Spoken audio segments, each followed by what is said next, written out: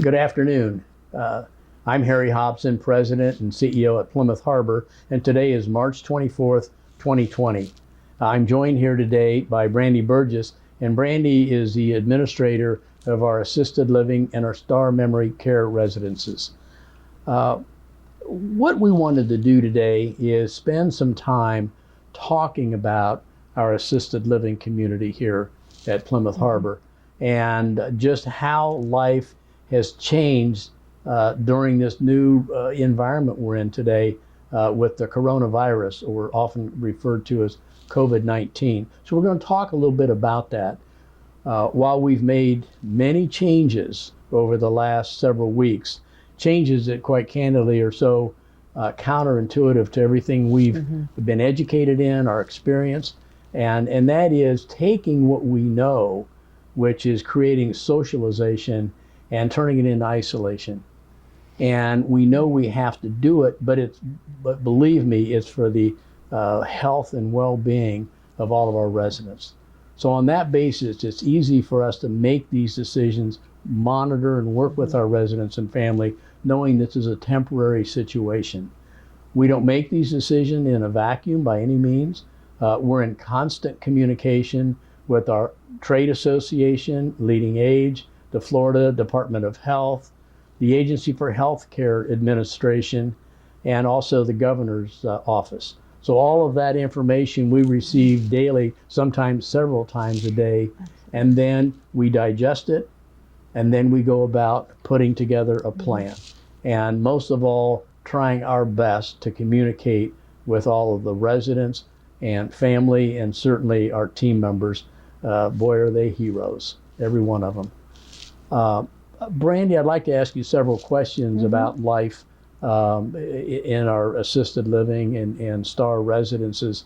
But before I do that, let me ask you a little bit more about yourself and how long you've been here. You're not exactly a new team member, and what your background is. So not quite, and I know I'm speaking to everyone that I do know, but I am about to celebrate my 21st anniversary here at Plymouth Harbor. I didn't think I'd be doing it quite in these circumstances, but I'm still very grateful that I am here. I spent most of my career in the Smith Care Center, and for some of you that means that I took care of your fathers and your mothers and your husbands and wives. So I feel like we've developed those close relationships and built some trust, and I want to make sure that we continue, even though you can't come to see us and your loved ones right now, that we're still continuing that open communication on a daily basis.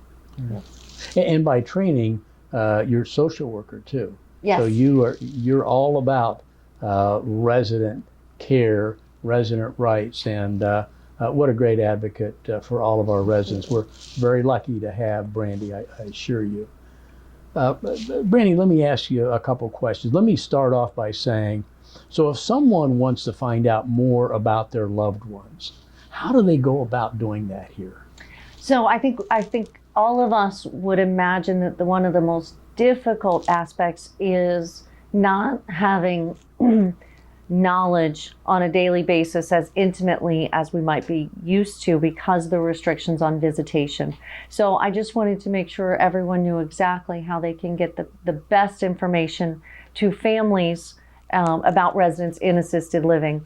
And we are utilizing more than ever our Plymouth Harbor website. These videos, almost daily communications from independent living, and then also as it pertains to health services and assisted living and skilled nursing, are on www.plymouthharbor.org. And just go to the menu up on the right corner and click on news. There is not a password for you to use. It's very user-friendly. There are videos, there's written materials there.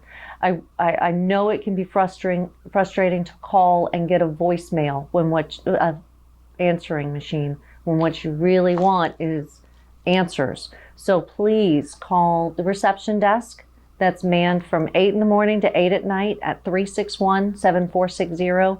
And our receptionists, Steve and Pat and Sue and Suzanne, will get you that nurse, or me, or April Gillespie, or activities, whoever you need to answer your questions. And finally, of course, email. I'm Brandib at plymouthharbor.org, or April Gillespie, April G at plymouthharbor.org. And we are answering emails 7 days a week right now. So no question is unimportant. And I would say, and I know from experience for all of us, we may not be in a position of returning your call or getting back to you within the hour, within a couple of hours, but we will get back to you, number one, and just as soon as possible. And I think that's important, and you do a great job with that, you and your team. So what does daily life look like here at Plymouth Harbor? It is different right now. And I said earlier, and I'll say it again, this is a temporary situation. And we're going to get through this together. But how is life different right now? Yeah, I can't imagine what some of you might be imagining when you see all these videos on TV of different places in the world. And what does the assisted living at Plymouth Harbor look like? Well, I assure you right now, it does not look like Italy. The atrium is open. The tables are pushed a little further apart. We're encouraging social distancing. It's 2 people to a table. Yes, the dining servers are wearing masks, but we tried to get attractive ones. They're not scary. They're actually decorated a little bit. We're trying to make it as light as possible while making sure that we are as clean and sanitized. We've got tissues on the table. Now we have sanitizer on the table. So it looks a little different. The music is on at dinner time. Lido and Ringling also, the dining rooms are open. They're just pulled apart, and we're encouraging social distancing. I'm extremely happy to announce that effective today, we are having our exercise program with one of our very talented health services subcontractors, Mike, 5 days a week in all 3 areas. So I know that for all of you, the continued exercise has been a priority. We are doing that. We are keeping 6 feet away. We are keeping small numbers. We are going in within those guidelines, but we are making sure that people are moving, making sure that they're getting up, that they're getting out, that they're getting some sun in the courtyard. So there is still a lot happening while making sure that we're focusing on that infection control. Staff are wearing masks. And residents are getting it. They're understanding of that. And every spare moment, especially at night, is spent cleaning and disinfecting. I mean, we are so committed to making sure that we keep that building as safe as possible. And when you talk about the protective mask, oftentimes the question is, how's your supply holding up? Your protective equipment. And something I like to just share with everyone is that you just can't keep these people down. Yeah. They're very, very creative. And regarding protective masks, yes, we have a good supply of those. But we're not going to just bank on that. We're not going to bank on the market. What we have done, and I have to tell you, Rosie Riveter comes to mind when I tell you this story, and that is that we have acquired materials that have been approved, surgical drape material, surgical sheet material, and we literally have a staff member and a family member, if you will, who are seamstresses, and they're making supplies of these right now, somewhere around 100 a day of new protective masks. We're making our own, and while everybody was going out in the market and try to find masks, we went a little different direction, and we went after the materials themselves, and have put our Rosie the Riveters to work for us. So it's a wonderful thing, and it's so Plymouth Harbor. Brandi, let me ask you one last question. So how do I connect with my loved ones? What's the best way to do that? So, I mean, some of you, our families are living out of state. We're used to just connecting with phone calls or with letters on occasion. So I can't diminish the importance of getting a card in the mail that we absolutely will deliver and help read to them if that's needed, and those continued phone calls. But there is some more anxiety. There is less distraction from day-to-day annoyances. So if we even want to ramp up what might have been previous visitation practices, Or if you actually live in town and you are used to coming 2 or 3 times a day, I want to make sure that we're there to assist you with phone calls. We can help set up that schedule to make sure that your loved one is there at a set time. We are doing FaceTime schedules. And again, you would call the reception desk to be interested in FaceTime. We're trying to call each one of you individually to set that up.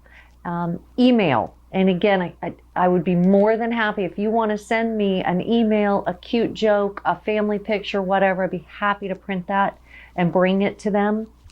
But finally, I'm so excited about our visitation station. And many of you have started getting phone calls yesterday and today to set up time. It's not the same as it used to be, but it allows you an opportunity to be face to face with your loved ones and really hear their voice and see that things are okay.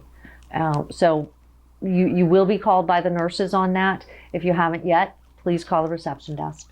Yeah, I love the term visitation station. That's Brandi will patent that. But I have to tell you, I was down there the other day and I watched 2 families connect. And I spoke with not only our resident, but the family members separately. And it would warm your heart. It really would. It's well done. And, we are going to break isolation without breaking the law. Mm-hmm. And that's our attempt to do that. Absolutely. Brandi, thank you for joining me for this segment and an update regarding assisted living Star Center as well. And we're going to have you back. Okay, because it's very important that we communicate with not only our residents, but also the family members. So we're all in this together. We are. Okay. Thank you all. Thank you very much.